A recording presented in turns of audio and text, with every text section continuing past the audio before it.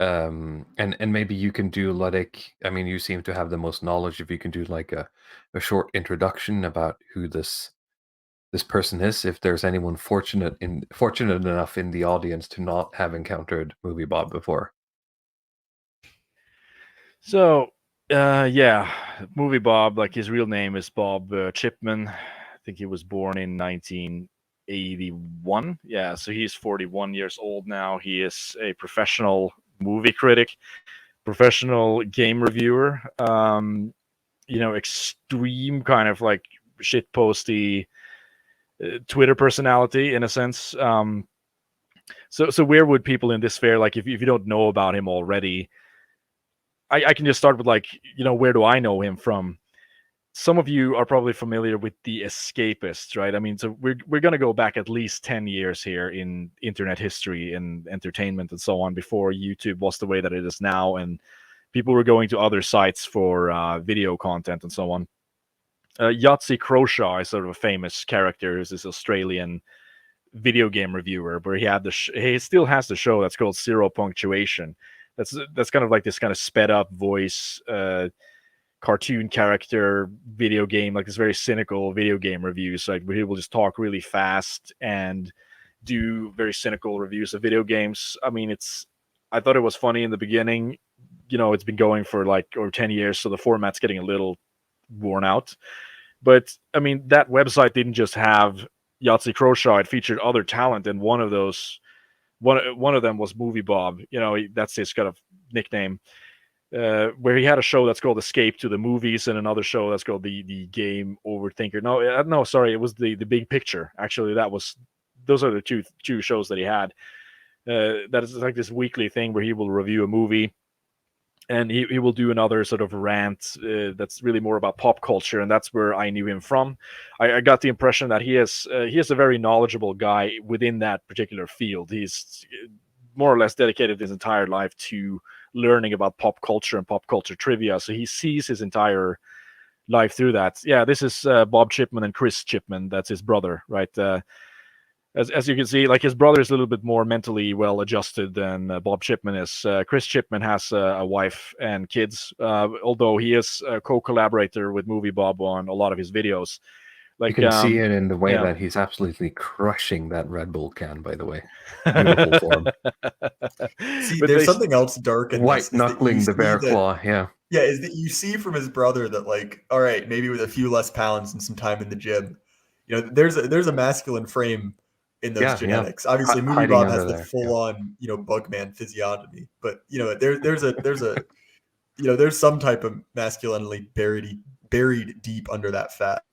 Yeah, 1,000 years ago, these two would be, the feared brother raiders or something, right? Yeah, unironic North Yeah. FC.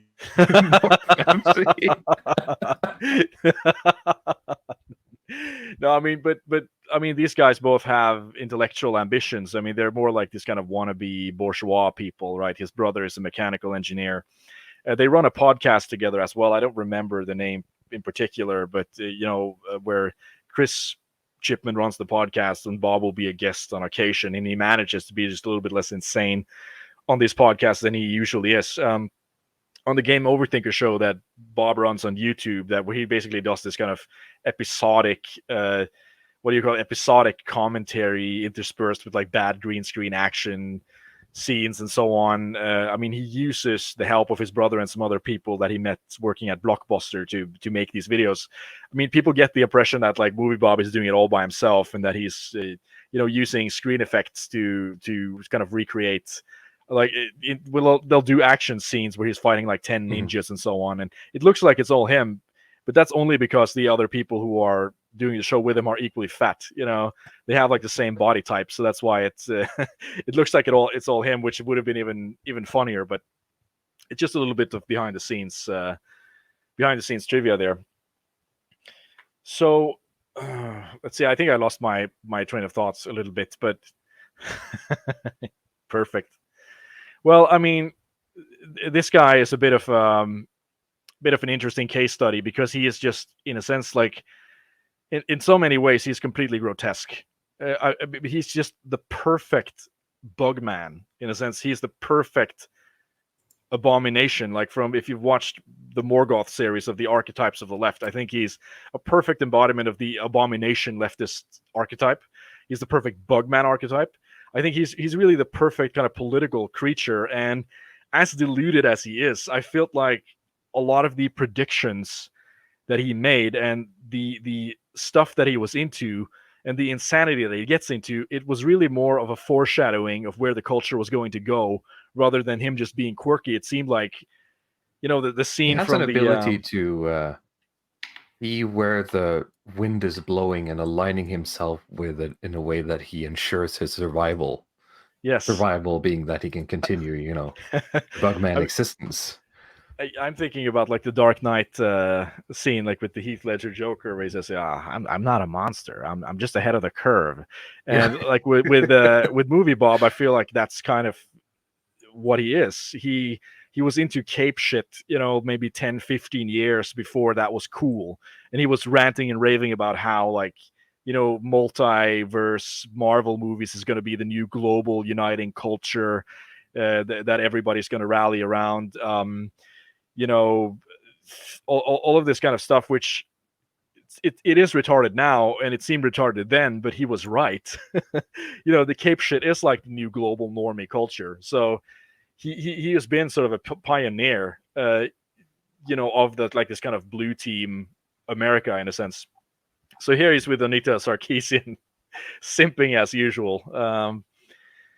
Powerfully deluded individual, this guy, who I mean, he has like these tweets where he's trying to sell himself in as like this lady killer person. Where there's this tweet where he talks about, oh, my relationship to women, well, I come to the grill alone, but I don't make my own plates. He makes like allusions to his sex life, which of course it doesn't exist. I wouldn't be surprised if he's never like touched a woman, like aside from his mother. But No Nut November champion, 40 yeah, years running. absolute. Well, I mean, his porn consumption is probably off the charts, right? But fair enough. So he's not an ass kid. He is self-described libertine. But of course, Jay Burton, you were the person who brought this up as like you've had a fascination with this guy. So I'd like to just hear your like, how did you get introduced to this guy, and how long have you been following him, and do you have a similar take on this guy as I have? So I have like a couple bad habits, which is one that I just like. I have my own like pet lol cows, like people I just can't stop watching. And in addition to being kind of this cringe, cape shit bug man, Movie Bob also has some of the most insane political opinions ever. Like he's basically like a comic book supervillain who's also a shitlib. And so we'll get into this, but he'll alternate between, like fangirling over the most recent Marvel property. Yeah, that's a good example. Like he's actually the basis for one of the more popular soy jacks is Bob Chipman. But he also alternates that with the most like absolutely insane, maniacal, Twitter posting, which is also just fun to watch. And so I came into Movie Bob kind of in the same way. That came out wrong. I interacted with Movie Bob in a similar way to a lot of you guys, where I found zero punctuation and was kind of into, as a preteen and a teenager, kind of, generic, kind of like media review. And so Movie Bob was kind of this cockroach of that scene where he was not particularly good at what he does. His videos have not really evolved since the early days of the internet. They still feature like the AVGN knockoff, cringy skits and green screen, but he's kind of a much, much less talented version of that. But he's just stuck around forever. And so he's been on, a variety of different networks. Now he kind of does his own thing. And so first I came across him sincerely. It was kind of the big thing at the time. And so I'd watch his videos from time to time. But, like tastes change and, the internet kind of moved on. But Movie Bob was just always there. He's kind of this like eternal figure on the internet. And so I was kind of aware of him. And then I became aware of his, political opinions and who he was in real life. He's essentially, this guy in his, late 40s who lives in his mom's basement, unironically, and, makes videos about, childhood nostalgia and was also like a big like anti-Gamergate guy.